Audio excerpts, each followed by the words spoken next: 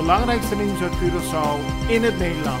Access Journaal, vers van de pers.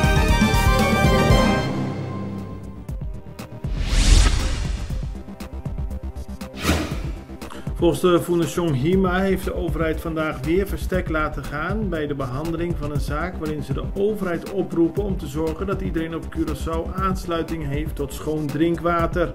Het is een strijd die de Fundación HIMA aan het voeren is, maar volgens hen laat de overheid op allerlei manieren weten dat ze niet geïnteresseerd zijn in het belang van de mensen die op dit moment geen water hebben. Uit een politierapport blijkt dat veel mensen die leven zonder water wanhopig zijn, geen vertrouwen meer hebben in de overheid en vaak slecht worden behandeld door Aqualectra als ze een afbetalingsregeling willen treffen. De man die zondagochtend werd aangereden op zijn racefiets is een 52-jarige Jamaicaan, Maurice Pinnock. Dat heeft de politie bekendgemaakt. De man werd aangereden door een auto op de Schottegatweg West, ter hoogte van Japan NV, en raakte zwaar gewond. Later overleed hij aan zijn verwondingen. De automobilist ging er na de crash vandoor. De politie heeft de automobilist nog niet kunnen achterhalen. Na Aqualectra, nós toma tempo para servir ora com mais de comunibo. Llama-nos centro de cliente na telefone 0800-035 de Jaluna para Viernes voor die setor de mente te com setor de noite para turno serviço nan of patrão cita. Se você quer cita para sabra, também por hora. Por escolher para trabalhar, riba aqualectra.com e aproveitar a mesura, põe o documento na cerca para visita cerca nós vai mais fácil. Sim, Aqualectra, seu centro de cliente, está claro para servir na momento que você come a bo.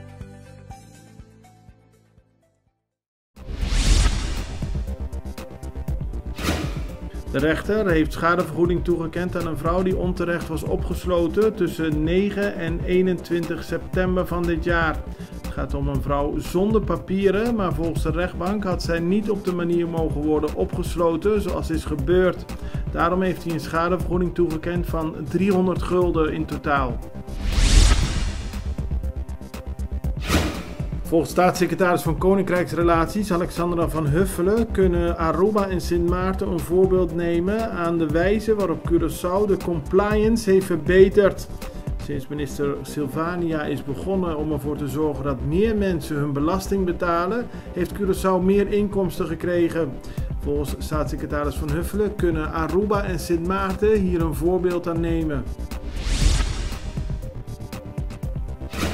Het Nederlandse journalistieke onderzoeksplatform Follow the Money schreef vorige week dat op Bonaire vakantieresorts worden gebouwd die het koraal in gevaar brengen en de wijze waarop dit gebeurt is illegaal en met medewerking van gezaghebber Edison Reina.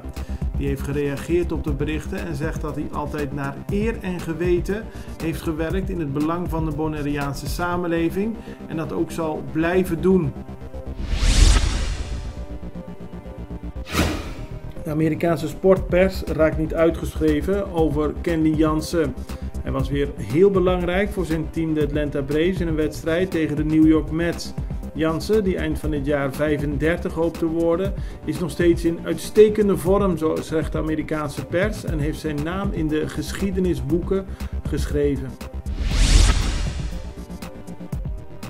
Gisteren vond de afsluiting plaats van Semana Cultura. Volgens de overheid is het een geslaagde Semana Cultura geweest. Thema dit jaar was Bang Kunuku, Bang Planta, om daarmee het belang van de landbouw aan te geven. De afsluitende festiviteiten vonden gisteren plaats in Hoffie Poporoyer.